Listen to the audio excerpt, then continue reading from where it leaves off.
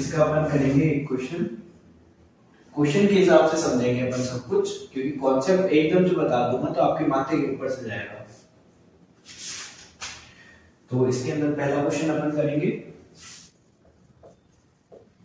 dx by dt minus mx plus x plus y बराबर है 0।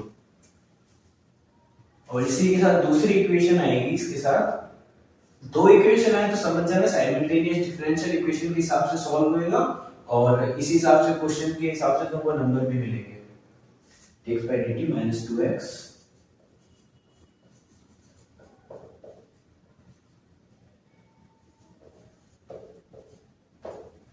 ये हमारा क्वेश्चन। अब जो अपना dx by dt होगा इसको अपन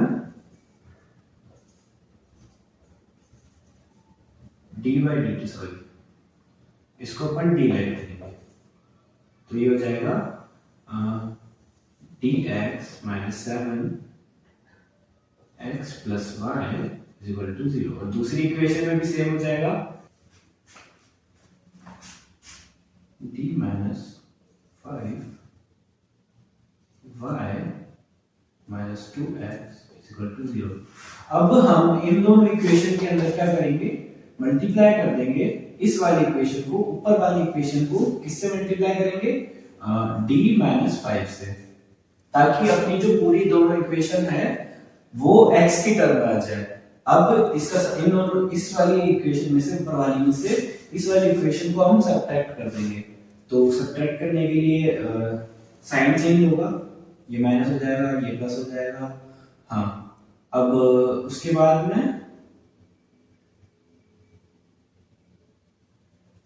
पहले इसको सॉल्व करके लिख लेते हैं। व्हाट आई एम डूइंग यार। हाँ, इसको d माइनस 1 2 3। अब ऊपर वाली इक्वेशन में से हम d माइनस 5 को ऊपर वाली इक्वेशन में मल्टीप्लाई कर देंगे और फिर इन दोनों इक्वेशंस को सब्ट्रैक्ट कर देंगे। तो पहले इस वाली इक्वेशन में से मल्टीप्लाई करते हैं, मल्टीप्लाई करने पर क्या आया, d minus 7 d minus 5 multiply by x plus d minus 5y is equal to 0, क्योंकि इसको 0 से मल्टीप्लाई करेंगे तो 0 ही आता है, ठीक है। और d माइनस 5 y ये मैंने लाइन इसकी पता नहीं है ना, d minus 5y minus 2x is equal to 0, क्योंकि इस वाली इक्वेशन में से हम इसको सब्ट्रैक्ट कर रहे हैं तो यहाँ पे साइन चेंज हो जाएगी, माइनस का हो जाएगा, ये प्लस का हो जाएगा। तो इसको कैंसिल आउट कर देंगे। अब इन दोनों को सब्ट्रैक्ट करने के बाद क्या है, d minus 7 d minus 5x plus 2x is equal to 0, ठीक है। ये इक्वेशन अपनी आ चुकी है। अब इसके बाद इन दोनों को सॉल्व कर लो, मतलब मल्टीप्लाई कर लो इन दोनों को, तो ये आ जाएगा अपने पास d स्क्वायर माइनस का 5d माइनस 7d प्लस 35। तो इसको सॉल्व करने के बाद ये वाली इक्वेशन आ गई। अब इसको खोल देंगे, x से मल्टीप्लाई कर देंगे पूरे को, और उसके बाद में ये इक्वेशन कुछ ऐसी आ जाएगी, d square minus 12d plus 35। अब x मल्टीप्लाई होगा तो तीनों के साथ में x लग जाएगा, x plus 2x is equal to 0। तो इसको सॉल्व करने पर ये वाली इक्वेशन आ जाएगी अपने पास, ये वाली इक्वेशन आ जाएगी। मैंने सॉल्व करके वीडियो बना दिया था लेकिन वो स्टोरेज फुल होने के कारण बन नहीं पाया। ये वाली इक्वेशन आ गई। फिर इसकी इक्वेशन के अंदर जो ये d लिख रखे हैं इसको अपन m लेट कर लेंगे, उसके बाद में इसके अंदर सीधा चार्ट निकालने के बाद इधर 12 हो जाएगा प्लस माइनस 4 b का स्क्वायर, 12 का स्क्वायर 144 माइनस का 4ac, 4 को मल्टीप्लाई करेंगे 37 से तो ये आ जाएगा 148 आ जाएगा, फिर माइनस करने पे -4 आ जाएगा, ठीक है। 148 में से 144 गया तो -4 आ जाएगा। फिर इसको सॉल्व करने के बाद अपने पास रूट्स आ जाएंगे, एक तो 6 आ जाएगा, फिर प्लस माइनस का आयोटा आ जाएगा, ठीक है। अब इसके बाद क्या होगा, अब अपन इसका CF निकालेंगे। CF कैसे निकालेंगे? e की पावर अल्फा। अल्फा क्या होता है अपने पास? 6 होता है, तो 6 लिख दिया 6t। अब आपके दिमाग में क्वेश्चन आ रहा होगा कि हमने t क्यों लिखा? t इसलिए लिखा क्योंकि यहाँ पे देखो dx/dt चल रहा है, तो इसलिए हमने यहाँ पे t लगाया है। तो t लगाने के बाद c1 cos t, क्योंकि इमेजिनरी है इसलिए cos और sin में चलेगा, cos t plus c2 sin t हो जाएगा। फिर इस पूरी CF को अपन x के इक्वल लिख देंगे। x के इक्वल क्यों लिखेंगे? क्योंकि अपने पास जो pi दे रखा है वो 0 है। अब pi 0 कैसे होता है? क्योंकि देखो यहाँ पे जब इक्वल में कुछ फंक्शन दे रखा होता है, अगर दे रखा होता है तो उससे pi फाइंड आउट करते हैं, लेकिन जब नहीं दे रखा होता, 0 है बिल्कुल, तो अपना pi भी 0 हो जाता है। तो इसलिए अपन ने इसको x के इक्वल रख दिया। तो x के इक्वल रखने के बाद में x के इक्वल क्यों रखा? क्योंकि अब y कैसे फाइंड करेंगे? y फिर अपन इस इक्वेशन में इन सब की वैल्यू रखेंगे और उससे y की वैल्यू निकालेंगे। तो हम ऐसे y को फाइंड आउट करेंगे। y निकालते हैं pi प्लस cf से, तो pi अपने पास 0 हो जाएगा, तो cf y के बराबर आ जाएगा ना। तो इसलिए अपन cf को इसके अंदर रख देंगे। cf x के इक्वल हो गया यहाँ पे, क्योंकि पूरी टर्म x में चल रही थी। इधर देखो x में चल रही थी ना, तो x में लिखने के बाद में पूरी टर्म को x के इक्वल रख दिया, और अपने पास dx की वैल्यू तो है नहीं। dx की वैल्यू निकालने के लिए अपन क्या करेंगे? इसको डिफरेंशिएशन कर देंगे रिस्पेक्ट टू t। फिर हमने यहाँ पे डिफरेंशिएशन करेंगे। अब अपन इसका डिफरेंशिएशन, तो डिफरेंशिएशन करने पर क्या आ रहा था?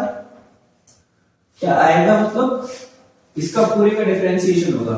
जो CF दे रखा है ना, जिसकी वैल्यू अपन ने x के इक्वल में रखी है, इसका पूरे का अपन अवकलन निकालेंगे विद रिस्पेक्ट टू t। अब ये आ जाएगा अपने पास dx/dt इज इक्वल टू में u डॉट v वाला लग जाएगा, तो इसका आ जाएगा e की पावर 6t ब्रैकेट में माइनस का c1 sin t plus c2 cos t, plus में आ जाएगा, सेम आ जाएगा एग्जैक्ट ऐसा कैसा, c1 cos t plus c2 sin t,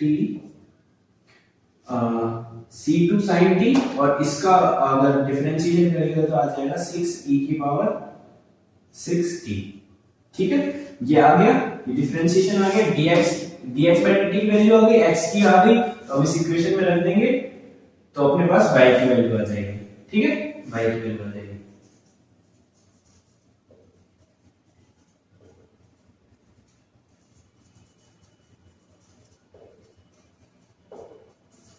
y की वैल्यू आ जाएगी। y की वैल्यू तभी तो आएगी जब इस इक्वेशन में रखेंगे। तो अब अपन y की वैल्यू निकालेंगे ना, तो dx/dt की वैल्यू क्या है? ये वाली पूरी लिख देंगे, e की पावर 6t माइनस बोलो c1 sin t plus c2 cos t plus 6e की power 6t, c1 cos t plus c2 sin t। Plus में क्या दे रखा? माइनस में 7x है, तो माइनस x की जगह अब ये वाली वैल्यू रख देंगे।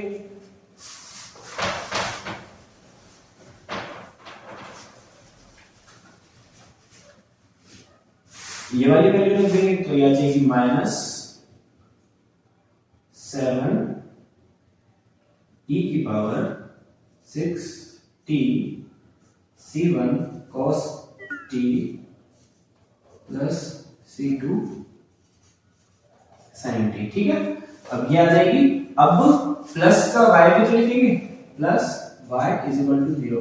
अब y को उधर भेजेंगे, y माइनस का हो जाएगा, माइनस को उधर भेजेंगे, तो ये सारी क्वांटिटी इसमें हो जाएगी, सब माइनस में हो जाएगी। ठीक है, तो अपना आंसर क्या आ जाएगा? y इज इक्वल टू में माइनस e की पावर 6t माइनस का c1 sin t plus c2 cos t minus 6 e की पावर 6t ब्रैकेट में c1 cos t plus c2 sin t, और ये माइनस में है तो ये प्लस में हो जाएगा, प्लस 7 e की power 6t c1 cos t plus c2 sin t। ये अपना आंसर आ जाएगा।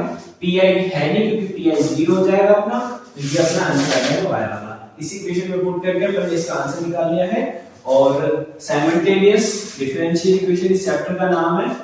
ये यहां से लेने के बाद पूरा थर्ड चैप्टर फोर्थ चैप्टर में से है, तो इस चैप्टर को तुम जब करोगे तो वो तुम्हारे बेसिक्स उन चैप्टर से क्लियर हो जाएंगे जिससे तुम ये आगे का सॉल्व कर दोगे। इससे पीछे का जो था ना वो ज्यादा इंपॉर्टेंट था, क्योंकि वो साइमल्टेनियस डिफरेंशियल इक्वेशन में दो इक्वेशन आती है, उसको सॉल्व करके इस इक्वेशन में कैसे करेंगे वो बताना था उसके अंदर।